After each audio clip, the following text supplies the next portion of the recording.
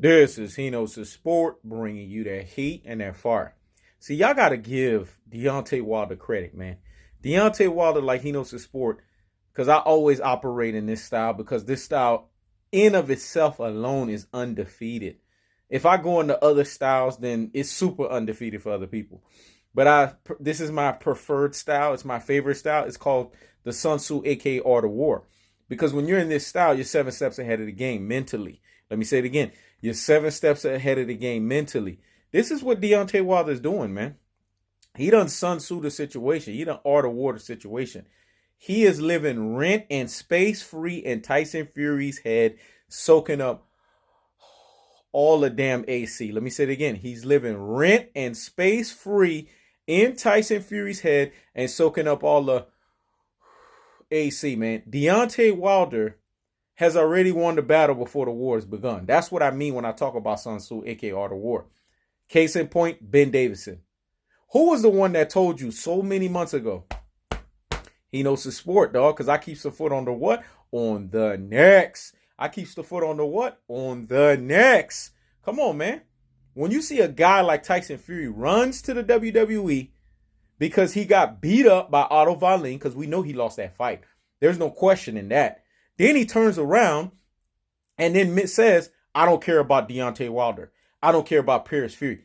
You mentioned a guy that you fought with before your woman that you sleep with at night. Y'all didn't catch that. Blah, blah, blah. Let me rewind this because this needs to marinate in the corpus callosum and in the cerebellum. Hear me and hear me well. You mentioned a guy that you fought with before you mentioned the woman that you sleep with at night. Your wife, of all people. You said, I don't care about Deontay Wilder. I don't care about Tyson, about Paris Fury. I don't care about life. That's when he had his most recent mental lapse. Deontay Wilder was the first person in his head. You know why? Because the Sun Tzu vernacular, the battle has already been won before the war has begun. Let me say it again. The battle has already been won before the war has begun. Because Deontay Wilder is winning the battle psychologically. This is guerrilla warfare, folks. Deontay Wilder is a smart guy. He's a guy that's a man with confidence, purpose, and an abundance mindset. He's the guy that tells you if you speak it and believe it, you shall receive it. And I agree with him because I spoke it, I believed it, and I received it when I sat there and I talked about in the truest vernacular, in the truest form. I said, I hope Mean Green Machine puts it to Terrence Bud Crawford.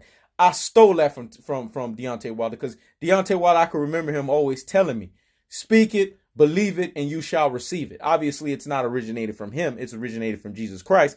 That's his vernacular. It comes from him. He's the author of it. But Deontay Wilder always tells you that.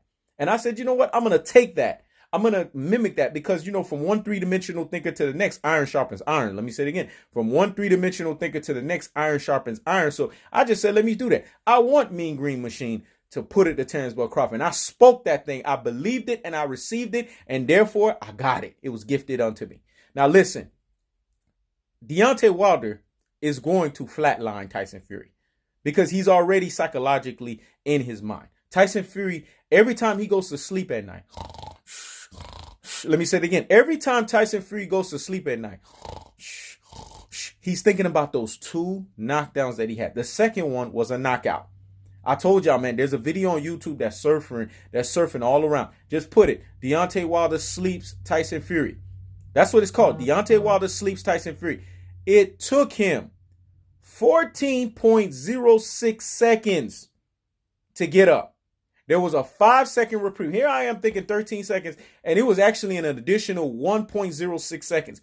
It took him 5 seconds reprieve, and then another 9 seconds for him, 9.06 seconds. That's what they clocked it at, for him to get his ass up. How is that not a knockdown? Go look at when Teofimo Lopez fought Richard Commey. Just the fact that Richard Commey, even though he was up, even though he was still trying to ward off the punches, they called it off, right? They called off the fight, right?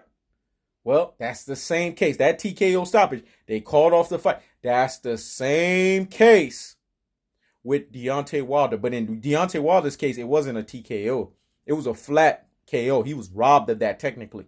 You guys have to understand, when a fighter has been hit, he's been knocked down or he's been KO'd, You don't run away from that, man. You relive that. You listen to boxers talk about this. Once a fighter has been knocked down or KO, they relive these moments. And this is what's happening with Tyson Fury. He's reliving these moments over and over and over again. They're in his dreams. He can't go nowhere. And he thought he was going to have a confidence builder in fighting two low-level bum bashers, right? Tom Schwartz helped bolster his confidence because he got a knockout in that. Because he's not even a knockout artist at the heavyweight division. He's considered a pillow puncher. But he got a knockout. So it bolstered him up. He thought the same thing was going to happen against the number 46 ranked heavyweight Otto Wallin. Then he got beat up. Otto Wallin got robbed of the fight. So that messes with you psychologically. And then you know the very next fight is going to be Deontay Wilder. But John Fury was telling us some truths here. He said Ben Davidson did not have the right game plan. Freddie Roach told us the same thing too. Freddie Roach was saying, I was disagreeing with the stuff that Ben Davidson was telling Tyson Fury. It wasn't the right thing. How you have Ben Davidson and Freddie Roach in the corner, but then you let Ben Davidson be the head trainer? Should have been Freddie Roach, man.